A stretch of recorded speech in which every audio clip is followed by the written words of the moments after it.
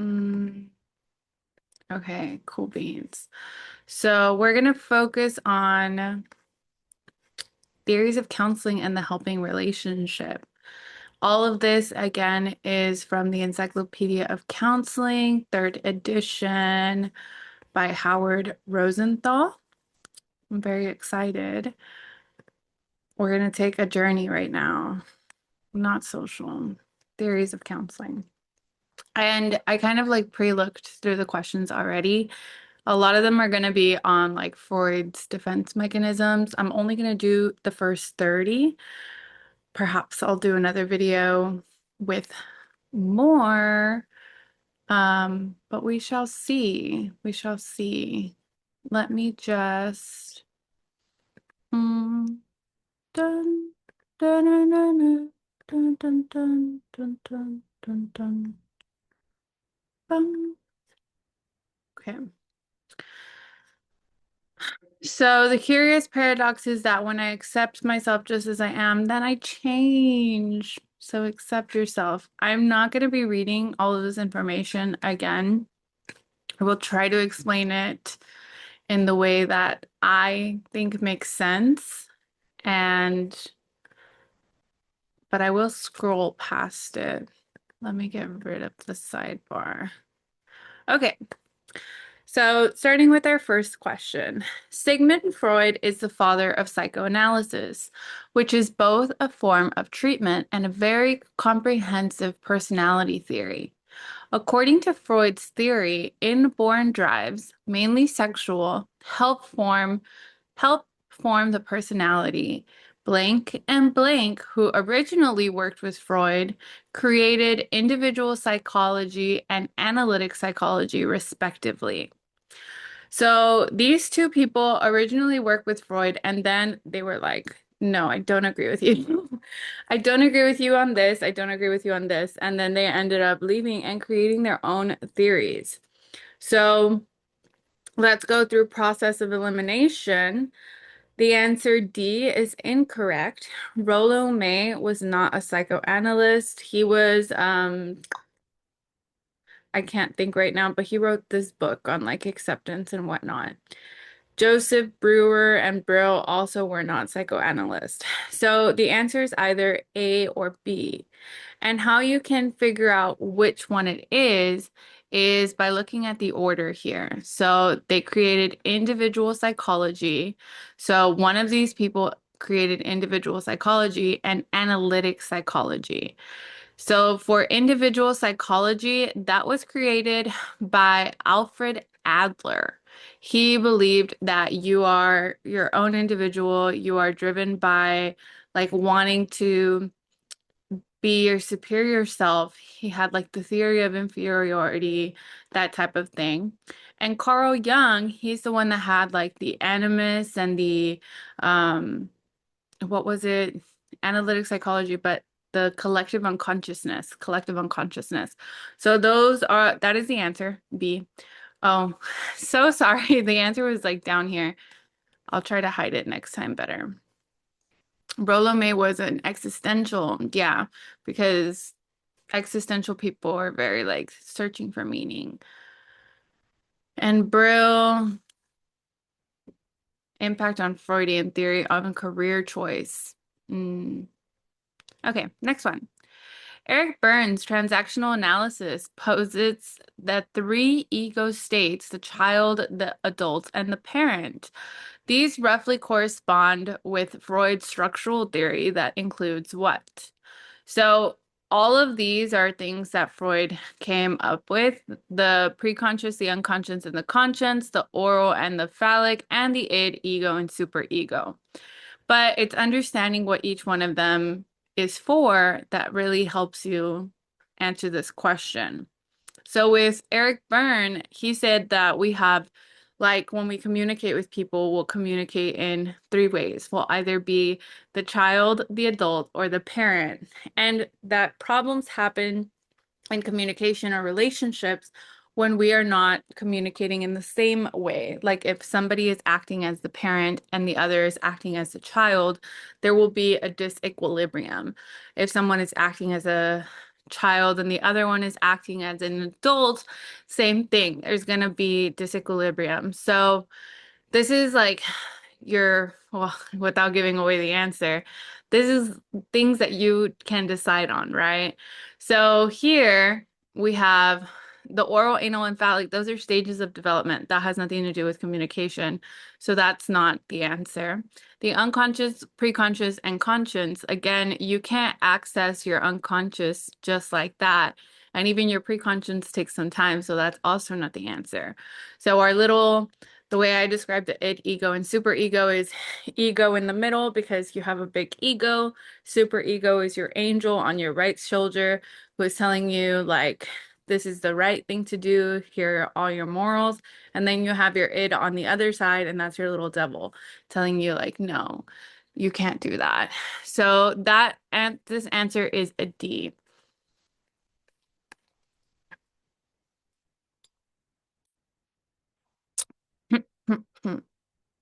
Okay, next one. In transactional analysis, the blank is the conscience or ego. States concerns with moral behaviors. While in Freudian theory, it is the what. So even if you know nothing about transactional analysis, what you can do in this answer is figure out which one of the Freudian ones are associated with your morals. Who's going to tell you what is right and what is wrong? So in this one, who was the angel on my shoulder? It was my super ego. So the only answer that it could be here is C, your parent. So parent is the conscience. That's who is like, and think about it like that. Like when you have a parent, your parent is always trying to tell you like how to do the right things versus like your adult self. You're making the decisions, and then your child self, you're like, I want this, and I'm gonna make it happen.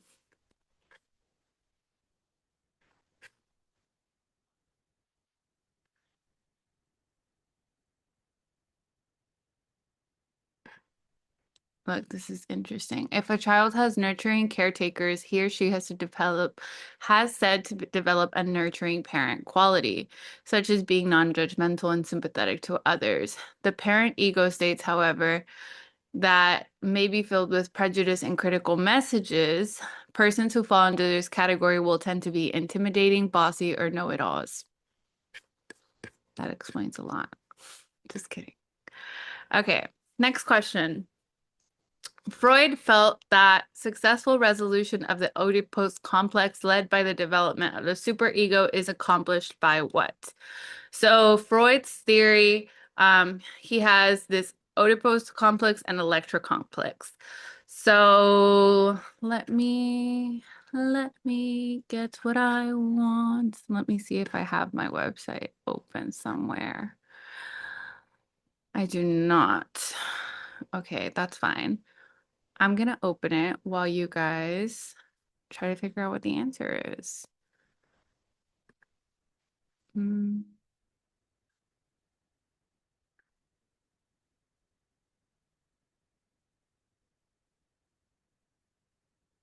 Oh, it says your screen sharing is paused. Sorry, I guess you had to be on there. Okay, share. Let me make this bigger. What are we talking about again? The Oedipus complex. So this is one of Freud's most controversial things, right? He said that when you're a child, you fall in love with a parent of the opposite sex. So if you're a boy, you fall in love with your mom. If you're a girl, you fall in love with your dad. And the way that this is resolved, human growth and development, where are you? Is by identifying with the parent, here it is, of the same sex to internalize your gender roles and moral values. So again, this is one of his most controversial topics, and he gets a lot of hate on it, to be honest. I think that this is one of the reasons why his theory is like laughed at sometimes. But not talking smack. A lot of people still identify with Freud. Okay. So the answer for this one is A, individuals' identification with the aggressor, the parent of the same sex. And the reason why it's called an aggressor is because there's this thing like the boy fears that his dad's gonna chop off his penis if he finds out that he's in love with his mom. So I think that's where it comes from, like the aggressor word comes from. I'm gonna skip all this. My bad. Sorry. Okay. Freudians refer to your ego as what? So remember, ego is in the middle. It's making all the decisions between the angel and the devil on your shoulder. So if it's making all the decisions, it is the executive administrator. Versus B, the guardian angel, I would think that one is like your super ego. The pleasure principle is your id, and the seat of libido would also come from your id because your libido is like your sexual drive.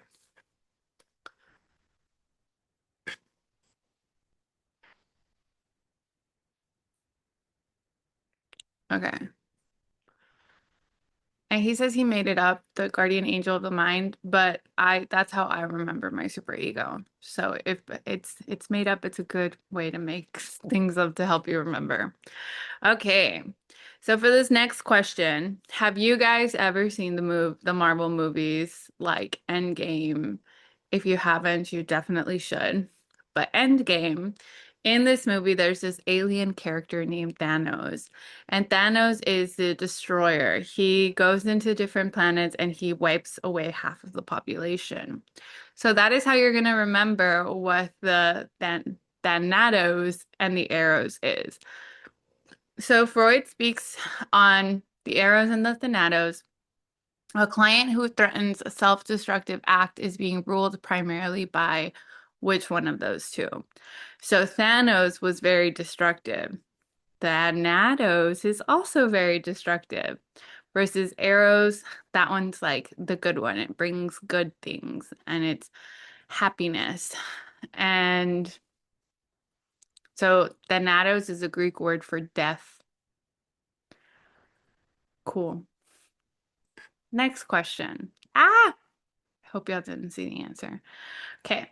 The id is present at birth and never matures. This is like your want principle. I want these things and they better freaking happen or I'm going to be so upset. It operates mainly out of the awareness to satisfy instinctual needs according to what? So when you want something, even if it's so bad for you. The coffee that I'm drinking right now has a ton of sugar, even though it's so bad for me, but it's pleasing me, right? It's pleasing me because of its pleasure principle. So the answer is D. Your ego is your reality principle, and your super ego is your ego ideal. So ego in the middle. What can I really do reality wise? How can I satisfy the needs of my pleasure principle in a way that is socially acceptable? Versus your ideal ego would be like, you shouldn't be satisfying those needs at all, honey. Be sugar free. Okay, next question. If you think of the mind as a seesaw, then the fulcrum or balancing apparatus would be the what? I literally just talked about this. Which one of them is in the middle telling you this is the one that's making the decisions? Okay, I'll give you all a second to think. The answer is B. It is your ego. This basic id is like, oh, it doesn't show it there. I think I've talked about it before, but it was created by this guy, and this is how he would like identify problems. It's a framework used for multimodal therapy described by Arnold Lazarus. So they all stand for something different. Pew, pew, pew. The B is for behavior. Let me share that screen actually so you guys can see what I'm seeing. Okay, S is for sensation, I is for imagery, C is for cognition, I is for interpersonal, drugs, or biological. So he would ask these questions and try to figure out what was wrong with the person. So their behavior, for example, if they stay in bed or if they stay home, what are their specific behavioral goals? Their affect, how do they feel? Explore triggers. Their sensations, are they tired all the time? Their imagery, their poor self-image, reoccurring events, cognition, negative self-events, so challenge unhelpful thinking. It's pretty good, honestly. I do this with my clients. Okay, continuing. Okay, next question. A therapist who stays to a patient, a parent, a therapist who says to a patient, say whatever comes to mind, is practicing what? So here, let's talk about all of them. Directive counseling is like, I'm telling you what to do. TA is transactional analysis by Eric Byrne. Again, talking about communication, not it. Paraphrasing is whenever somebody says something to you and you say it back to them in a like concise manner and you're paraphrasing what they said. Like if they're like, "Oh, I did this and this and that and that," and you're just like, "Oh, so you did this and that," kind of thing. D is the answer, free association. So you're saying whatever comes to mind. It's defined as instructing the client to say whatever comes to mind. True to Tinseltown version, classical analysis, lie on a couch and free associate. Okay, next question.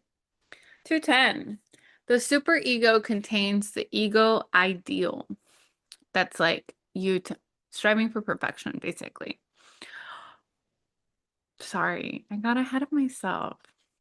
The superego strives for blank rather than blank like the id.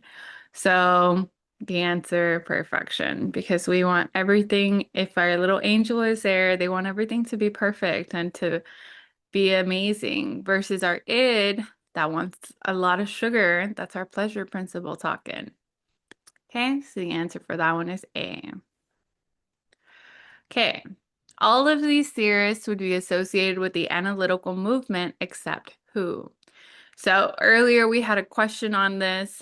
Like these two people originally worked with Freud and then they went their own way.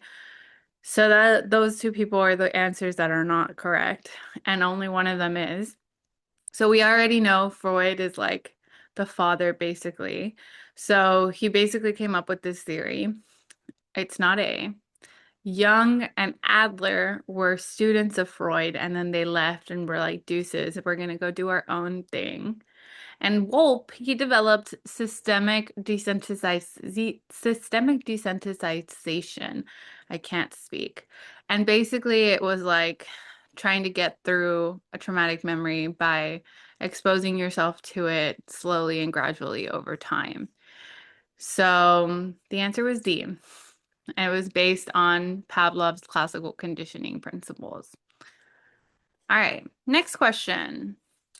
Most scholars would assert that Freud's 1900s work entitled The Interpretation of Dreams was his most influential work. Dreams have what? So when it comes to our brains,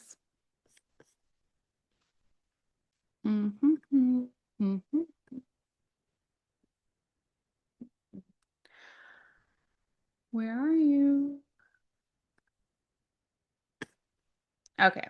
When it comes to our brains, we have our ego, our superego, our id, right?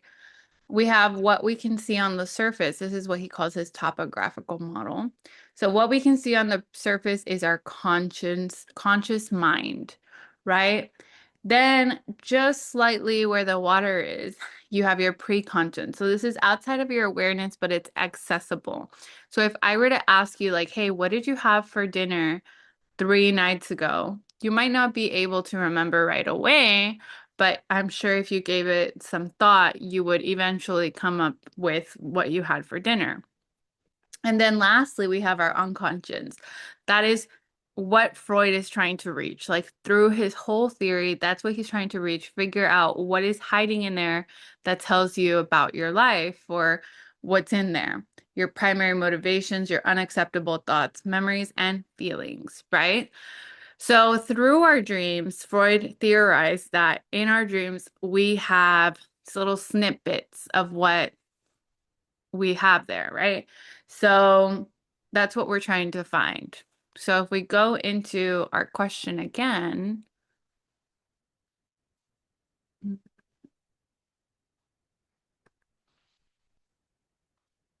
this is your manifest and latent content because latent means like you can't really see it. Your preconscious and unconscious factors, remember your preconscious, you can technically access that, so it's not the answer.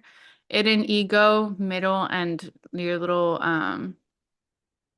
devil, and then your super ego and your id, those have to do with your behaviors. Those don't have to do with your dreams. So the answer to this one was A. Next question. When a client projects feelings towards the therapist that he or she originally had towards a significant other, this is called what? So free association, we already talked about. That was when the person is laying on the couch and they're just saying whatever comes to mind. Insight is like you gaining insight to yourself and your self-awareness. Resistance is when the client is not opening up. And transference is when they are transferring the feelings that they have for someone else onto you. Now, you also have transference, and the other one is countertransference, where you, as the therapist, project your feelings onto the client. They don't necessarily have to be bad feelings. Let's say, for example, the client really reminds you of your little brother. So you kind of start treating them like your little brother. That would be countertransference versus transference is when they're seeing you as like their mom or something. Okay. Which case is not associated with the psychodynamic movement? So out of all of these, the one that I remember the most is Little Albert. And that one was where they would show a rat to a little kid and they like traumatized him for life because they were trying to prove a point through behaviorism. So Little Albert has to do with behaviorism. Anna O was one of Freud's like patients, I think.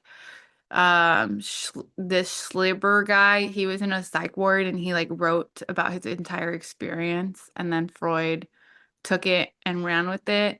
And little Hans was also with the psychodynamic movement. I don't remember who he worked with. Let me see if it's down here. Um, um, um, um, um.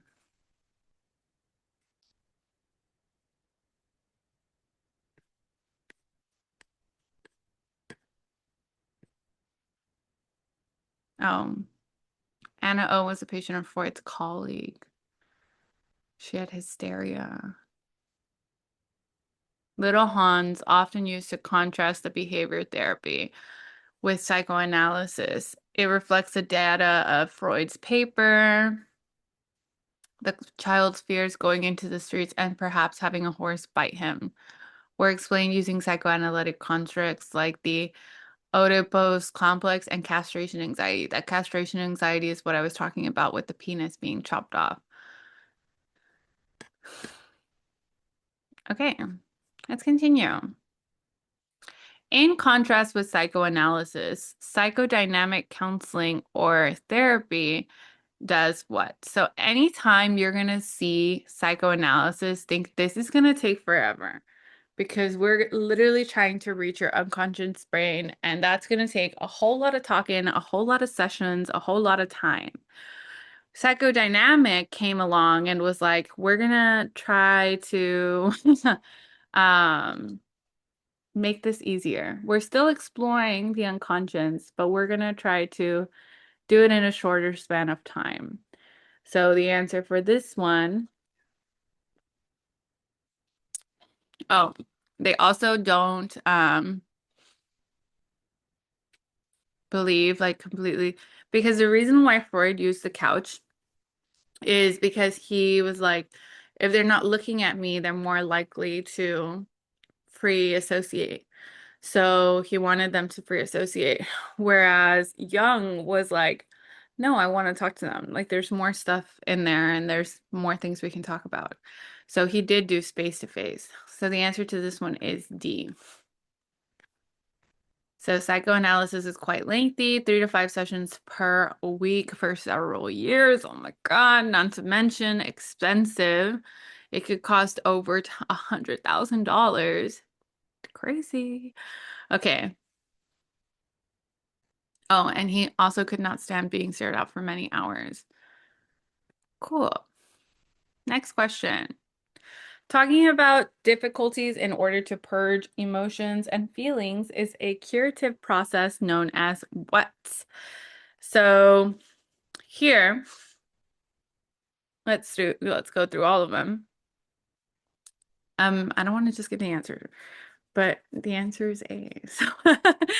So catharsis is expressing, or abreaction is expressing those feelings and like letting them go. So they'll call it like a cathartic experience in group therapy when they're like they're really quiet into themselves, the whole group, but then finally they have like a little breakthrough and they cry it out. That's a cathartic experience. Resistance, like I mentioned earlier, is the client like not opening up, being resistant to change, being resistant to talking about it, dodging questions. Accurate empathy is you having empathy for your client because of what they're experiencing and it being accurate. Reflection of emotional content is just reflecting their, like what they just said. So, like reflection of feeling type thing.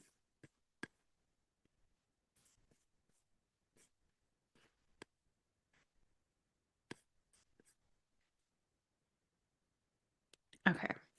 Id, ego, and super ego is to structural theory as blank is to topographical theory. So topographical theory, think of the iceberg picture that I showed you and me saying like you have this, this, and this. So this also has to do with Freud. This should just be called the Freud chapter, but I think further down there's more questions about other theorists. They just started with Freud, which is fine. So here I showed you the picture. I'll show you the picture again. But here's your topographical model, your id, ego, and superego. What do we have next to it? Your conscious, preconscious, and unconscious. So the answer to this question is going to be D. Scroll lightly if y'all want to pause and read. So the most controversial part of Freud's theory is what? So Freud's theory, his most controversial aspect, has a lot to do with him sexualizing children and that saying that children fall in love with their parent, opposite sex parent, and want to have sex with them. That is B, the oedipus complex. If it's a female, it's known as the Electra complex. 220. Evidence for unconscious mind comes in all of the following except for what? So Freud believed that your unconscious mind is secretly guiding all your behavior, right? He believed that there was no such thing as an accident. So if you were to like accidentally spill your drink on somebody, he would say, no, your unconscious mind wanted to spill your drink on that person. Like you just didn't know it. And how would we access our unconscious mind? So first, he could do some hypnosis. Second, he could do some slips of the tongue and humor. Humor, I do believe, is like one of them. Um, Actually, I believe all of these are one of them because sometimes like you'll make jokes about yourself and that gives insight as like what you're really feeling. So let's say a person says like, ah, ha, ha, my life sucks so much. Like I tried to kill myself when I was 16. That person just revealed something to you, but in a joking manner. And a lot of people do this as like a coping mechanism. Dreams, because it gives light to the unconscious, like we just talked about earlier in the other question. However, D, SUDS, which is the acronym you'll usually see for this, is subjective units of distress, not used for that. That is used to tell you how much distress that person is in. So this is used for Wolff's systemic desensitization theory, but it's also used in other things like EMDR. So the answer for that one was D. Okay. Next question. In a counseling session, a counselor asks a patient to recall what transpired 3 months ago to trigger their depression. There was a silence for about 2.5 minutes, and then the client began to remember. This exchange mostly illustrates the function of what? So, ego ideal, that's like your super ego. Ignore that. Has nothing to do with it. We're talking about our minds right now. Remember, conscious, that's what you have in your mind currently and you can easily access. Unconscious, you cannot access, and it takes a lot of work, and that's why his sessions are so long. So, not D either. Pre-conscious, if I asked you to remember what happened a few months ago or a few weeks ago, might take some time, but you will be able to remember. That's your pre-conscious. So the answer to this one is A.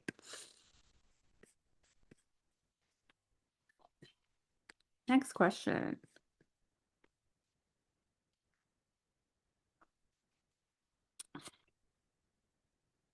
These are awesome.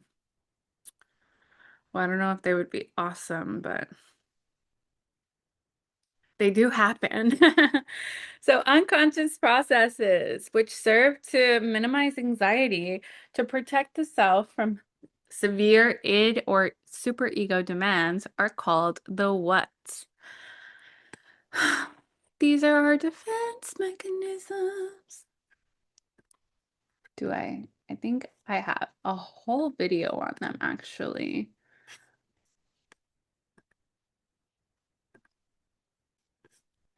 So on my website, if you scroll down to Freud, I have a video on it right here you can watch. But here they are. I'm just going to show you them really quick. I'll leave it there for a second while you read that. So the answer for this one was C, the id defense, I'm sorry, B, the ego defense mechanisms. Now let's practice some questions on them. I hope you got them all. There's those, and then there's these. So Freud came up with some, and then his daughter, Anna, right, I think that was her name, Anna Freud, she came up with more. And once I start talking about them, I want you to try to see if you ever do these, because I feel like we all do use them.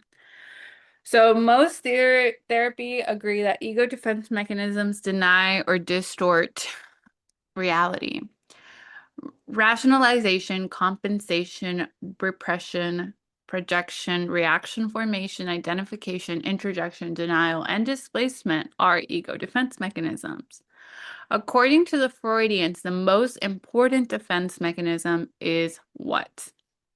So remember that Freud is all about your unconscious mind. He's all about trying to figure out what happened in your childhood, what happened that you suppressed, or I shouldn't say suppressed actually, because there is suppression. Suppression is one of them, but repression is the other. Suppression is like when you push down your feelings and you know well enough that you are pushing down those feelings. You're like, oh, I just went through a breakup, but I have all these other things to do, so I'm going to suppress my feelings so that I can do with all these other things. That's suppression. Now, repression, this is your brain doing it to defend itself, and you do not know that this is happening. It just happens. So, like, if you were traumatized as a child or something, the show Moon Knight comes to mind. I'm a big Marvel fan. So he was traumatized as a child and he did not remember that his mom died. Like as an adult, he had dissociative disidentity disorder. Sorry, it was like I couldn't remember the name of it for a second. So dissociative identity disorder, and he couldn't remember like the one that was protecting him was like hiding that information from him. So that's repression. I don't want to get into the whole like Marvel thing. So the answer for this one is A, repression. And I'm not going to explain the rest of them because they're going to ask more questions about them. Suppression differs in that repression in that what? So I literally just said this. Um, Repression is automatic or involuntary versus suppression, which is voluntary. So the answer for this one is C. An aggressive male who becomes a professional boxer because he is sadistic is displaying what? So the way that I remember this is when you are substituting one bad behavior for a good behavior. Substituting sublimation. So the answer for this one is C. And then I always think of like subliminally, I did it all for you, which is when Eminem is an Eminem song. Okay.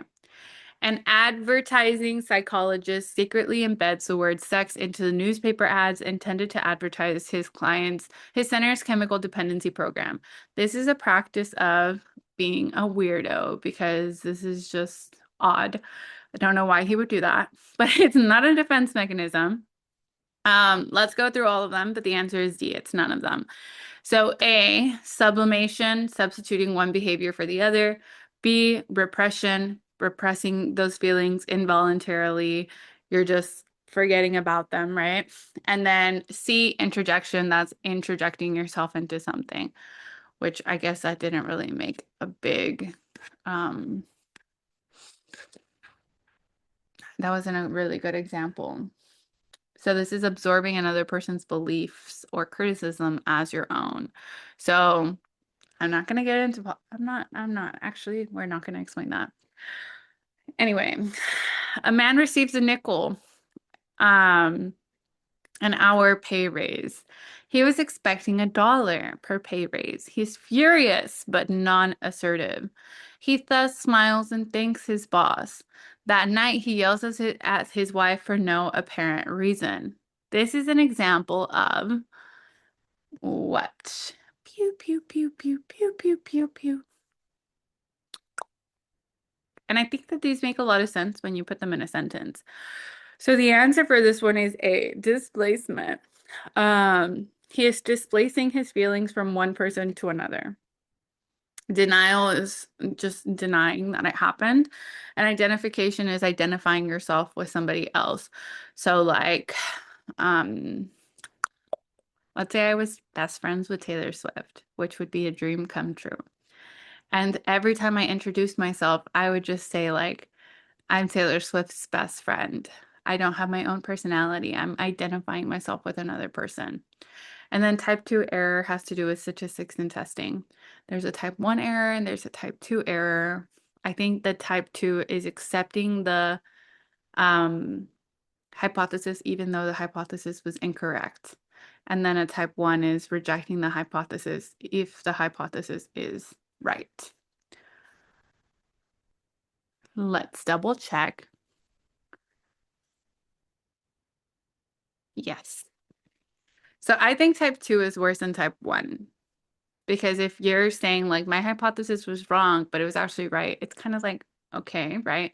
Versus if you're saying my hypothesis was right and then you kill a bunch of people because your hypothesis was like this vaccine's going to save people, like that's a bigger error.